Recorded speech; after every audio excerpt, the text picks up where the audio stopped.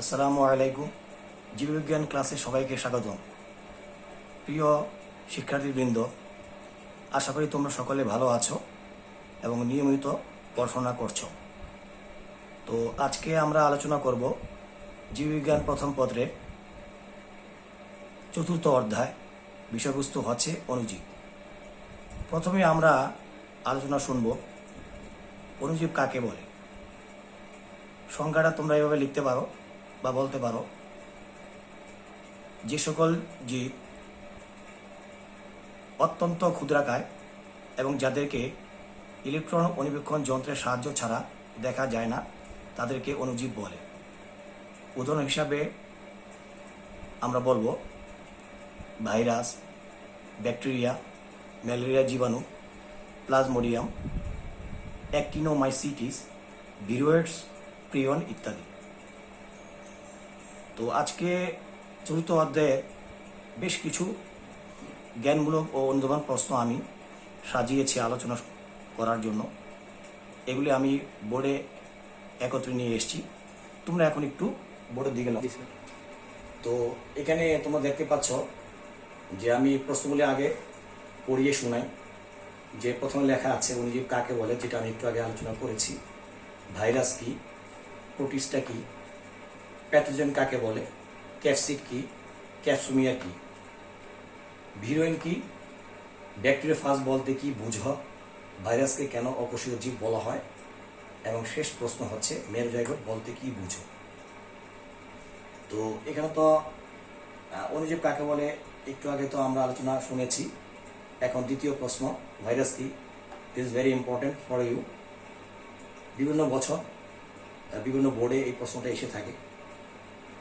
তো professor Ajmal sir তার বইয়ের মাঝে সংক্ষেপে ভাইরাস সম্পর্কে বলছেন, রোগ সৃষ্টিকারী বস্তুকে ভাইরাস বলে। কিন্তু আসলে আমরা একটু দিব না, আমরা একটু স্ট্যান্ডার্ড করে লেখলে আর ভালো হয়। আমরা এইভাবে লিখতে পারি, নিউক্লিক অ্যাসিড ও প্রোটিন আবরণ সমন্বয়ে গঠিত অতি আণুবীক্ষণিক অকোষীয় পরজীবীকে ভাইরাস বলে। আমি আবারও বলছি, নিউক্লিক অ্যাসিড ও প্রোটিন আবরণ সমন্বয়ে গঠিত অতি আণুবীক্ষণিক অকোষীয় পরজীবীকে ভাইরাস বলে। তাহলে ভাইরাস এর সংজ্ঞা তোমরা পেয়ে গেলে। তৃতীয়ত আমরা যে দেখতে পাচ্ছি যে প্রোটিস্টা কি, আসলে এটা এই চতুর্থ অধ্যায়ে ডিরেক্ট সিলেবাস ভুক্ত না, এটার সাথে অন্যান্য প্রশ্ন জ্ঞানের সম্পর্ক আছে বিধায় আমি দিয়েছি। তো এটার আমরা আলোচনাটা সবার শেষে আমরা শুনবো, এই কারণে আমি এখানে স্টার দিয়েছি। এটা আসলে এখানে হলে জিনিসটা সুন্দর হতো। এরপরে প্রশ্ন আমরা চলে যাই, প্যাথোজেন কাকে বলে, এটাও পরীক্ষা এসে থাকে। তো আমরা এভাবে বলতে পারি এটার সংজ্ঞাটা, যে রোগ সৃষ্টিকারী জীবকে বা অণুজীবকে প্যাথোজেন বলে। রোগ সৃষ্টিকারী অণুজীব বা জীবকে প্যাথোজেন বলে। তাহলে উদাহরণ হিসেবে আমরা বলবো যেমন এরকম ভাইরাস, ব্যাকটেরিয়া, প্লাজমোডিয়াম, ম্যালেরিয়া জীবাণু ইত্যাদি। এরপরে তোমরা দেখতে পাচ্ছ যে ক্যাপসিড কি ও পাশে দেওয়া আছে ক্যাপসুমিয়ার কি। তো ক্যাপসিড কি এবং ক্যাপসুমিয়ার কি এবং তারপরের যে প্রশ্ন ভিরুয়েন কি, এই তিনটা প্রশ্ন বোঝানোর জন্য আমাদের একটা ছবির আশ্রয় নেওয়া দরকার। তোমরা পাশে একটু খেয়াল করো যে আমি একটা ছবি এঁকেছি এবং দেখেই বুঝতে পেরেছ যে এটা একটা ভাইরাসের ছবি, টি2 ভাইরাস, ব্যাকটেরিওফাজ বলে যেটাকে। তো আসলে যে কোনো ভাইরাসের গঠন দুটি অংশ বিভক্ত। আমরা জানি একটা হচ্ছে প্রোটিন আবরণ, এই যে প্রোটিন আবরণ, এই প্রোটিন আবরণ একটা অংশ, এইটাকে বলা হয় ক্যাপসিড। আর ভিতরে থাকে নিউক্লিক অ্যাসিড। এই দুটো জিনিসের সমন্বয় হচ্ছে ভাইরাসের দেহ। তো এখন আমাদের প্রশ্ন আছে ক্যাপসিড কাকে বলে। এটা উত্তর আমরা লিখব যে ভাইরাসের দেহে, ভাইরাসের গঠনের বা দেহে প্রোটিন আবরণটিকে ক্যাপসিড বলা হয়। প্রোটিন আবরণটিকে ক্যাপসিড বলা হয়। ভাইরাসের গঠনের বা দেহে প্রোটিন আবরণটিকে ক্যাপসিড বলে। তাহলে আমাদের সংখ্যাটা হয়ে গেল। পাশে যেটা ছিল ক্যাপসুমিয়ার কি, তো এটার উত্তর বলতে গেলে আমি বলবো, তোমরা একটু খেয়াল করো ছবিতে, এই যে এখানে অসংখ্য, আমরা যে এই যে ক্যাপসিডটা আছে এটা অসংখ্য প্রোটিন অণু একক নিয়ে গঠিত। অসংখ্য প্রোটিন অণু একক, এদের এক একটিকে বলা হয় ক্যাপসুমিয়ার। এই যে এখানে এই যে এটা ক্যাপসুমিয়ার, এটা ক্যাপসুমিয়ার, এটা ক্যাপসুমিয়ার, মানে প্রত্যেকটা হচ্ছে এক একটা ক্যাপসুমিয়ার।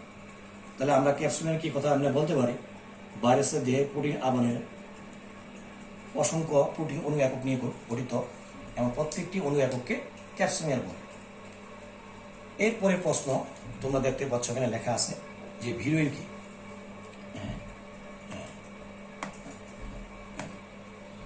তো এখানে এটা উত্তরে বিভিন্ন রাইটারের বইতে লেখা আছে একটি সম্পূর্ণ ভাইরাস কণাকে ভিরিয়ন বলে।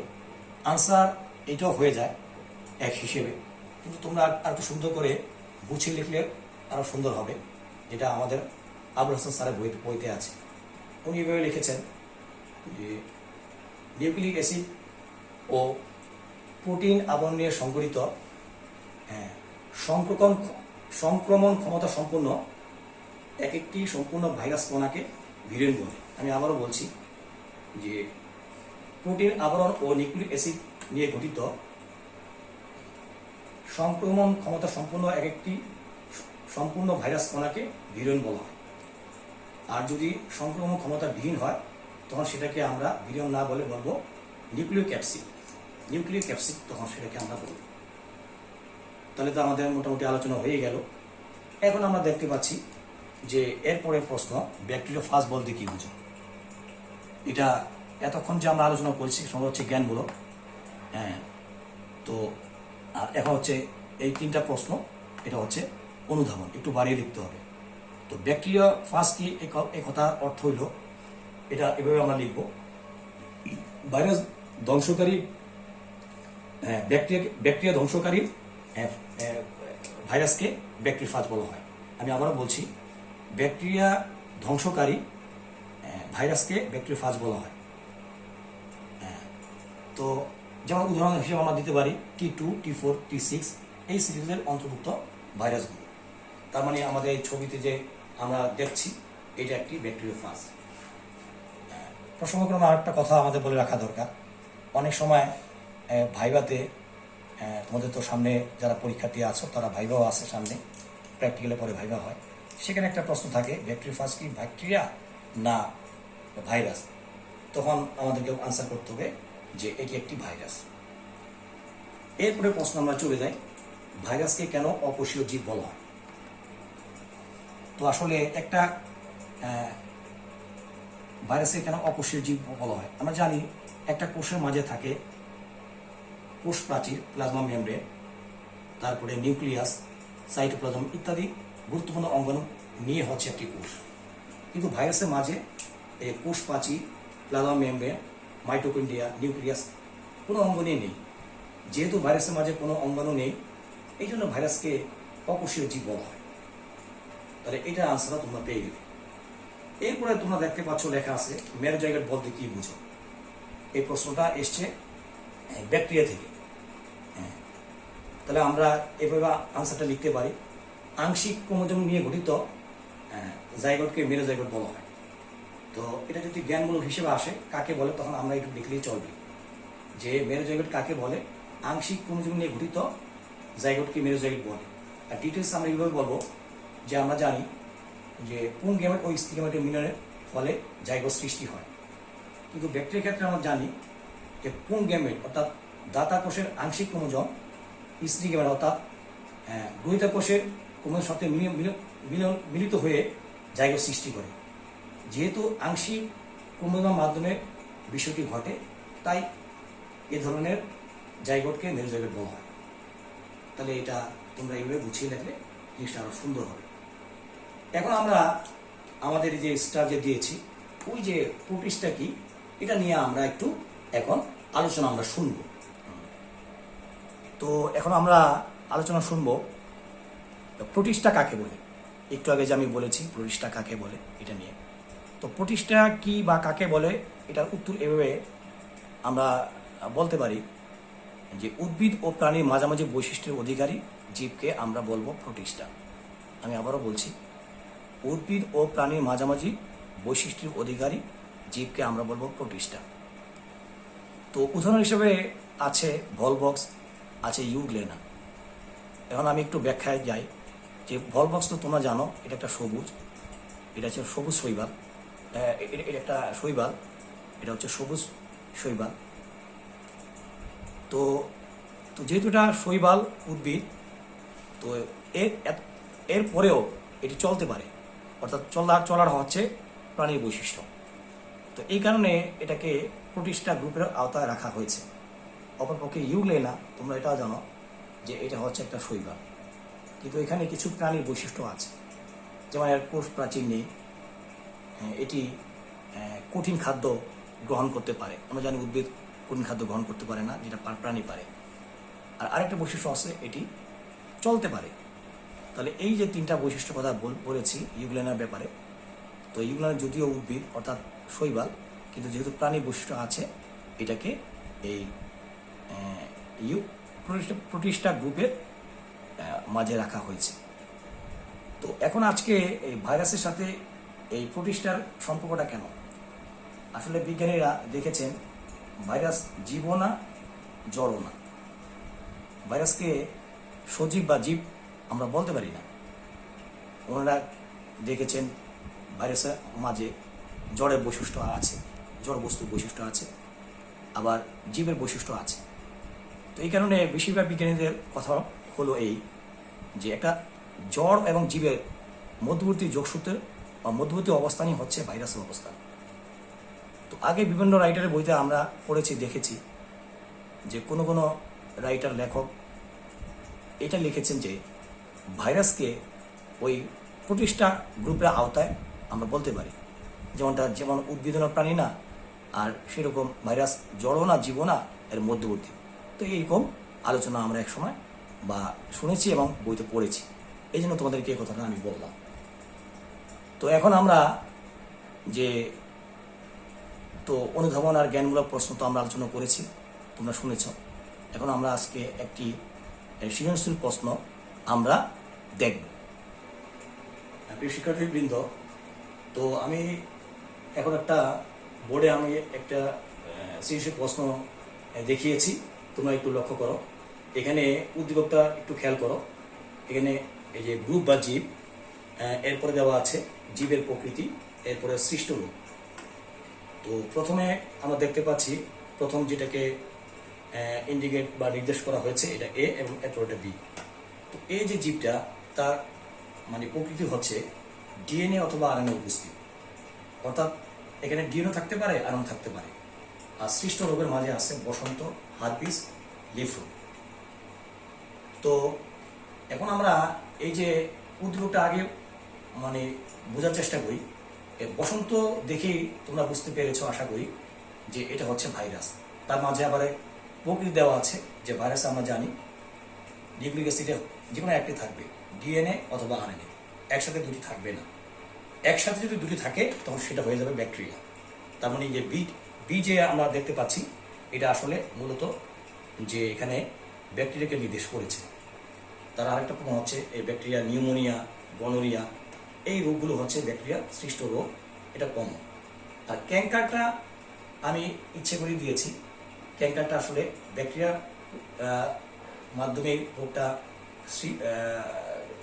কি বলে সৃষ্টি হয়, কিন্তু এটা হচ্ছে লেবু গাছে।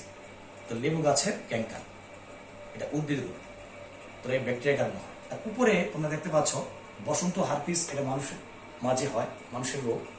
আর লিফ ফোল্ডটা, পাতা কুচকে যাওয়া, এটা মরিচ গাছে বা টমেটো গাছে আমরা দেখতে পাই, এটা আসলে ভাইরাস সৃষ্ট রোগ। তাহলে তোমরা নিশ্চয়ই বুঝতে পেরেছো, আমরা উদ্দীপক পেয়ে গেলাম। এ হচ্ছে ভাইরাস আর বি হচ্ছে ব্যাকটেরিয়া। এখন চলো আমরা দেখি যে প্রশ্নগুলি কিভাবে সেট করা হয়েছে, কি কি প্রশ্ন এর মাঝে আছে। তো এর আগে একটা কথা আমাকে বলতে হবে, এখানে একটা ছবি দেখতে পাচ্ছ, এটা নিশ্চয়ই ব্যাকটেরিয়ার ছবি। এই ছবিটা কিন্তু উদ্দীপক না, আমি জায়গা স্বল্পতার কারণে এটা এঁকেছি। এখানে একটা প্রশ্ন আছে মেসোজোম কি, এই কারণে এই ছবিটা আঁকা। আর অনেক সময় বোর্ডে সৃজনশীলের প্রশ্ন থাকে যে ব্যাকটেরিয়ার চিহ্নিত চিত্র অঙ্কন করো, এই দুটো কারণে আমি এটা এখানে এঁকেছি। তো চলো এখন পড়া যাক কি কি প্রশ্ন আমরা দেখতে পাচ্ছি। প্রথম যে প্রশ্ন এখানে দেওয়া হয়েছে, মেসোজোম কি। দ্বিতীয়, ম্যালেরিয়ার জীবাণু দুটি পোষকের প্রয়োজন কেন। তৃতীয়, এ ও বি জীব দুটো সাদৃশ্য বৈসাদৃশ্য উল্লেখ করো। চতুর্থ, এই জীবের শুধু নেতিবাচক দিক নয়, ইতিবাচক দিকও আছে, বিশ্লেষণ করো। তো প্রথম যে প্রশ্নটা মেসোজোম কি, এটার উত্তর, যে দুটা জ্ঞানমূলক প্রশ্ন, এটার উত্তর এভাবে তোমরা লিখবে।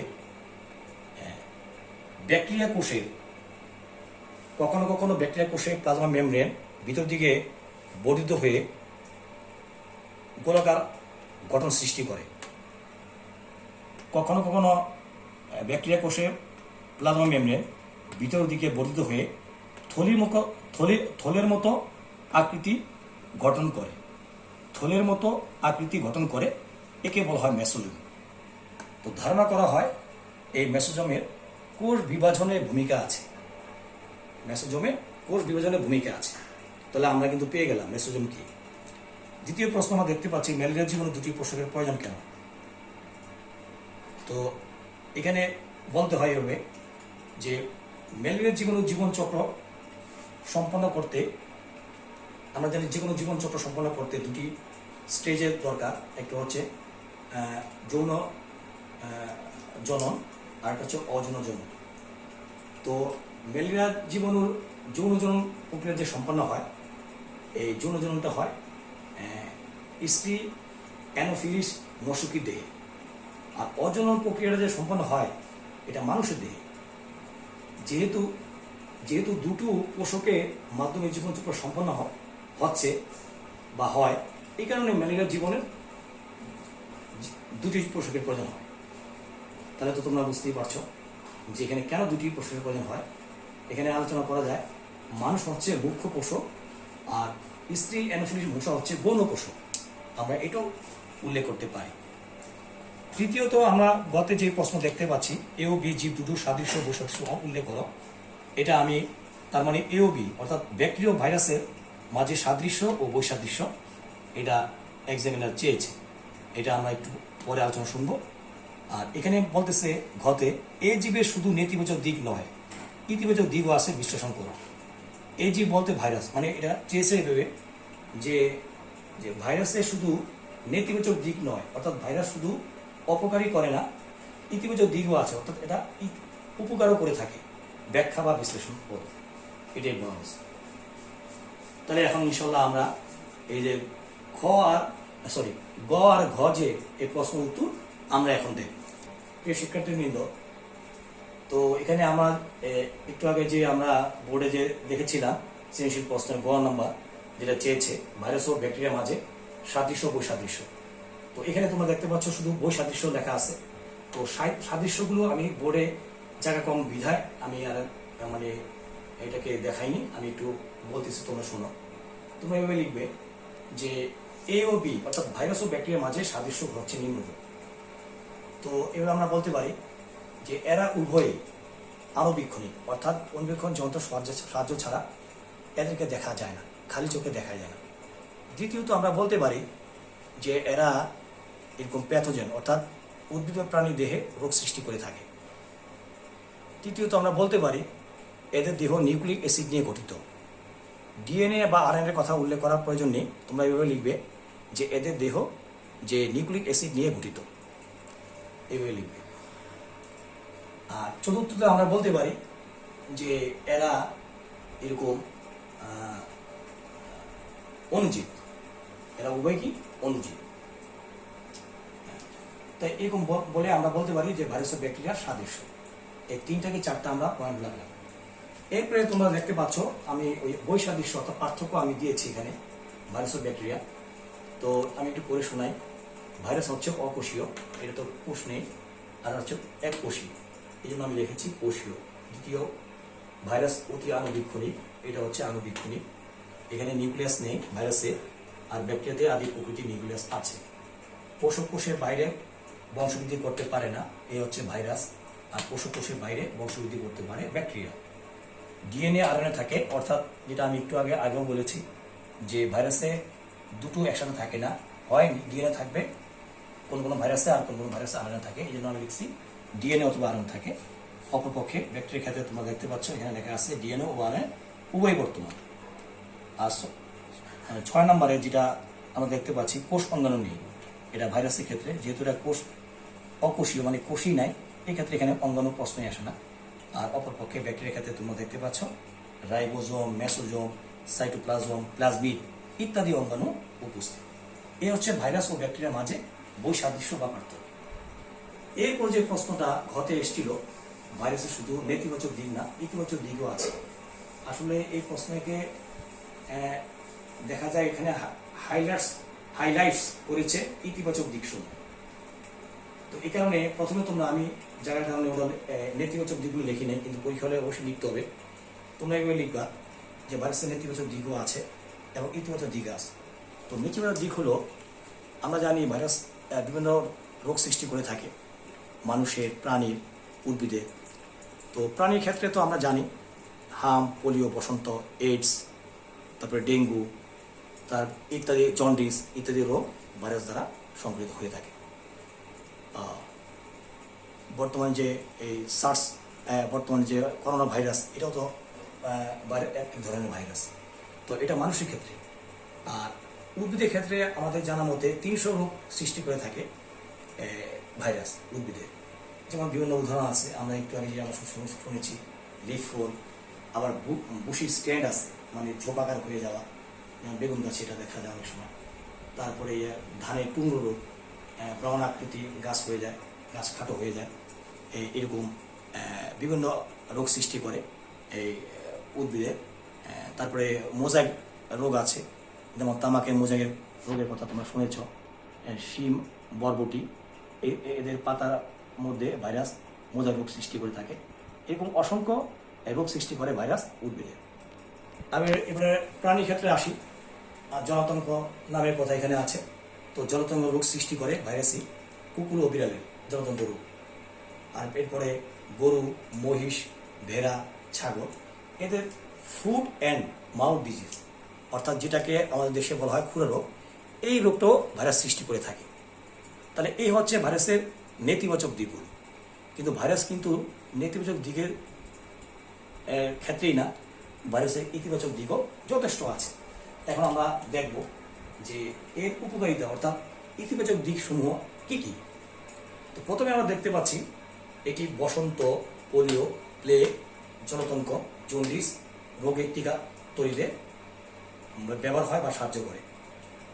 তারপরে দ্বিতীয়ত, ভাইরাস কলেরা, টাইফয়েড, আমাশয় রোগের ওষুধ তৈরিতে এটি ভূমিকা রাখে। এরপর আমরা দেখতে পাচ্ছি ক্ষতিকারক ব্যাকটেরিয়া নিয়ন্ত্রণে। আমরা জানি যে ব্যাকটেরিয়ার কারণে লক্ষ লক্ষ কোটি কোটি টাকা সম্পদ আমাদের ক্ষতি হয়। তো এই ক্ষতিকারক ব্যাকটেরিয়াকে নিয়ন্ত্রণ করে এই ভাইরাস। এরপর আমরা দেখতে পাচ্ছি লেখা আছে ক্ষতিকারক কীট পতঙ্গ দমনে। কীট পতঙ্গ যেটাকে ইংলিশে পেস্ট বলে, এই পেস্টের কারণে লক্ষ লক্ষ টনকে টন ফসল নষ্ট হচ্ছে, বরবাদ হচ্ছে। এই ক্ষতিকারক যে কীট পতঙ্গ এটাকে দমন করে ভাইরাস। এরপরে ফাজ ভাইরাস কর্তৃক ক্ষতিকারক ব্যাকটেরিয়া ধ্বংস হওয়া, অর্থাৎ ফাজ ভাইরাস এই ক্ষতিকারক ব্যাকটেরিয়াকে ধ্বংস করে আমাদের সাহায্য করে থাকে। এরপরে টিউলিপ ফুলের সৌন্দর্য বৃদ্ধি, যদিও আমাদের দেশে অতটা না, কিন্তু এটা ইউরোপিয়ান কান্ট্রি এবং আমেরিকাতে খুব এটা জনপ্রিয় এবং এটা বহুল অংশে চাষ হয়ে থাকে এবং অর্থনৈতিক লাইনেও এটি ওই দেশে ভূমিকা রাখে। তো ওই ফুলের সৌন্দর্য বৃদ্ধির মাধ্যমে অর্থনৈতিক লাইনে এটা মানে ভাইরাস সাহায্য করে থাকে। সর্বশেষে আমি যেটা লিখেছি জেনেটিক প্রকৌশলী বা হিসেবে এটি কাজ করে। তোমরা তো জানো বর্তমানে সবচেয়ে বেশি আলোচনার বিষয়বস্তু হচ্ছে জেনেটিক ইঞ্জিনিয়ারিং বা জিন প্রকৌশল, বা আমরা যেটাকে বলি রিকম্বিনেন্ট ডিএনএ প্রযুক্তি। তো এই রিকম্বিনেন্ট ডিএনএ প্রযুক্তি বলো বা জেনেটিক ইঞ্জিনিয়ারিং বলো, এগুলির মাধ্যমে উন্নত প্রাণী উদ্ভিদ সৃষ্টি হচ্ছে। এটা সারা বিশ্বেই চলতেছে। এটার অবদান মানে খুব বেশি জীব জগতে, উদ্ভিদ জগতে, প্রাণী জগতে। তো এটার ক্ষেত্রেও ভাব হিসাবে আমরা দেখতে পাচ্ছি ভাইরাস মানে ভূমিকা রাখে বা উপকার করে। তাহলে তোমরা দেখতেই পাচ্ছ। তো এই প্রশ্ন লেখার পরে তোমরা শেষে উপসংহার এভাবে টানতে পারো। অতএব আলোচনায় বোঝা গেল ভাইরাসের শুধু নেতিবাচক দিক না, ইতিবাচক দিকও যথেষ্ট আছে। তো এই হলো আমাদের আজকে সৃজনশীল যে প্রশ্ন ছিল এটার আলোচনা। এখন আমরা যেহেতু আজকে আলোচনার সাথে বর্তমান যে বিশ্বে যে চলতেছে, সারা বিশ্বে যে আতঙ্ক, যে আমাদের করোনা ভাইরাস, এর সামান্য কিছু হলেও আমরা করোনা ভাইরাস নিয়ে আলোচনা শুনব। প্রিয় শিক্ষার্থীবৃন্দ, তো করোনা ভাইরাস নিয়ে আমরা যে আলোচনা করব, এর আগেই বলে নেই করোনা ভাইরাস নিয়ে খুব বেশি কিছু জানা যায়নি। এই পর্যন্ত একটি কথাই বারবার আলোচনায় এসছে যে এটি সার্স করোনা ভাইরাস গোত্রের, অর্থাৎ করোনা ভাইরাসটি সার্স করোনা ভাইরাস গোত্রের। তোমরা করোনা ভাইরাস না পড়লেও তোমরা তো নিশ্চয়ই আমাদের বইতে লেখা আছে, দেওয়া আছে, সার্স ভাইরাস সম্পর্কে আলোচনা আছে, তো ওটা তো তোমরা জেনেছ। তো এই যে করোনা ভাইরাস, যে এটা নেট থেকে যেটা জানা যায় সেটা হচ্ছে যে এই 2020 সালে এটা আসা না, এটা ইতিপূর্বেও এটাকে দেখা গিয়েছে অন্য স্টাইলে সার্স ভাইরাস হিসেবে। 2003 সালে এটি দেখা যায়, এটা ওই যে চীনের ওখানে এটা দেখা যায়, চীন দেশে 2003 সালে। তো মূলত এই ভাইরাসটি আসলে এটা বাহক হচ্ছে বাদুর থেকে এসছে এটা। তো যেটা জানা গেছে বাদুর থেকে এটা বিড়ালে এসছে, বিড়াল থেকে ট্রান্সমিটেড হয়ে মানুষের মাঝে আসছে 2003 সালে। এরপরে দেখা যায় 2012 সালেও করোনা ভাইরাস দেখা গেছে, 2015 সালে এবং সর্বশেষ এই 2020 সালে। এখন 2020 সালের যে করোনা ভাইরাস, এটা তো আসলে বিশাল আকারে। তো এখানে আমরা বলে নেই আসলে এটা যে বিস্তৃতি, আমরা তো জানি এই পর্যন্ত 215টা দেশে এটা ছড়িয়ে পড়েছে। তো সেটা আসলে আতঙ্কের একটা ব্যাপার। 215টা দেশে ছড়িয়ে পড়ছে, প্রায় 6 লক্ষের উপরে মানুষ মারা গেছে। আমার দেশের অবস্থা প্রায় 3000-এর মতো লোক মারা গেছে, সংখ্যাটা একটু বেশি হতে পারে। তো এই ভাইরাসের বিস্তৃতির লাইনে একটু কথা বলে নেই, তোমাদের জানা দরকার। কয়েকটা বিষয় আছে, একটা হচ্ছে এপিডেমিক, একটা এন্ডেমিক, একটা প্যান্ডেমিক। এন্ডেমিকটা আগে বলি। এন্ডেমিক হচ্ছে কোনো একটা উদ্ভিদ বা প্রাণী, কোনো একটা জীব নির্দিষ্ট একটা স্থানে যদি জন্মগ্রহণ করে, একটা নির্দিষ্ট স্থানে, অন্য জায়গায় না, তখন এটাকে বলা হয় এন্ডেমিক। আর এপিডেমিক মানে কোনো একটা জিনিস যদি একটা দেশে ছড়ায় যায়, বা একটা রোগ একটা দেশে ছড়ায় যায়, বা তার পার্শ্ববর্তী এলাকাও, তখন এটাকে বলা হয় এপিডেমিক, বাংলা যেটাকে আমরা মহামারী বলি। কিন্তু প্যান্ডেমিক যেটা, এটা অর্থ কিন্তু মহামারী, কিন্তু এটা বিশাল আকারে, মানে স্প্রেড লাভ করে, মানে সারা বিশ্বব্যাপী, অল ওভার দ্য ওয়ার্ল্ড, সারা বিশ্বব্যাপী। তো দেখো এখন কিন্তু বিজ্ঞানীদের একটাই কথা, এটা তো এন্ডেমিক প্রশ্নই না, এপিডেমিক না, এটা কোন স্টেজে আছে এই করোনা ভাইরাসটি, এটা হচ্ছে প্যান্ডেমিক। তো এটা বিশাল ব্যাপার। তো এটা একটা আসলে ভাবার ব্যাপার, এটা একটা ভয়ের ব্যাপার। কিন্তু মানে খুশির খবর হলো এখানে মর্টালিটি রেট খুবই কম। প্রতি 100 জনে মাত্র 1 থেকে 3 জন মারা যেতে পারে।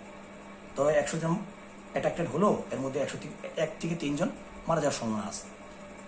আলহামদুলিল্লাহ বিজ্ঞানীরা অনেক চেষ্টা করতেছে, প্রায় প্রতিটা দেশে কম বেশি গবেষণা চলতেছে। তা আমরা আশা করি অল্প দিনের মাঝে এর যে ঔষধ অর্থাৎ টিকা বা ভ্যাকসিন আবিষ্কার হয়ে যাবে ইনশাল্লাহ, এবং অ্যাভেলেবেল হবে, এটা আমরা পেয়ে যাব। তোমাদের যেটা করা দরকার যে আসলে স্বাস্থ্য সচেতনতা, আমাদের সকলেরই সচেতন হওয়া দরকার। আমরা বিশেষ করে যে মাস্কের ব্যবহার কথা প্রায় বলা হচ্ছে, এটা আমরা করব। তবে হাত সাবান পানিতে ধৌত করা, এরকম প্রায় মাঝে মাঝে, আর জনসমাগম এড়িয়ে চলা, খুব বেশি দরকার না হলে ঘর থেকে বের না হওয়া। তো আরেকটা কথা খেয়াল রাখা দরকার যে আসলে আমাদের আল্লাহর উপর বিশ্বাস রাখা দরকার। কারণ এই ছোট্ট একটা বস্তু, যেটা এটা প্রাণীও বলা যায় না, এটা জীবও বলা যায় না, এটা জড় বস্তু, এর দ্বারা সারা পৃথিবীতে আলোড়ন সৃষ্টি করতেছে। সব জায়গায় একটা অস্থিরতা, একটা ভয়, আতঙ্ক। তার মানে আমাদের সৃষ্টিকর্তা আল্লাহ, বিধাতা, যেটাই বলো না কেন, এটি উনি দেখিয়েছেন যে উনি আসলে পারেন। মানুষের ক্ষমতা সীমিত এবং আল্লাহ পাকের ক্ষমতা খুব বেশি। এই জন্য আমরা তো সাবধানতা অবলম্বন করব, কিন্তু আল্লাহ পাকের ক্ষেত্র, আল্লাহ পাকের কাছেও আমরা খুব বিশ্বাস রাখতে হবে যে না, ইনশাল্লাহ উনি আমাদেরকে এই রোগ থেকে সেভ করবেন, এবং ওনার কাছে দোয়া চাওয়া। তো আজকে আলোচনা এখানেই শেষ। তো আমরা আগামী যে ক্লাস হবে ইনশাল্লাহ, এই ক্লাসের জন্য আমরা খেয়াল রাখবো। তো এখানেই আমি তোমাদের সর্বাঙ্গীন উন্নতি কামনা করে এখানে শেষ করছি। খোদা হাফেজ, আসসালামু আলাইকুম।